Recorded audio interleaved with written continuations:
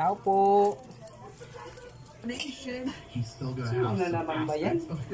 Siguro maniningin na naman ng utang yan. Alam ko na.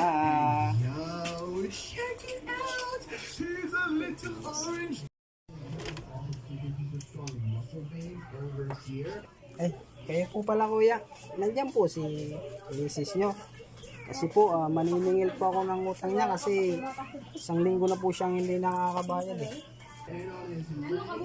Ha? Ayaw, di ma.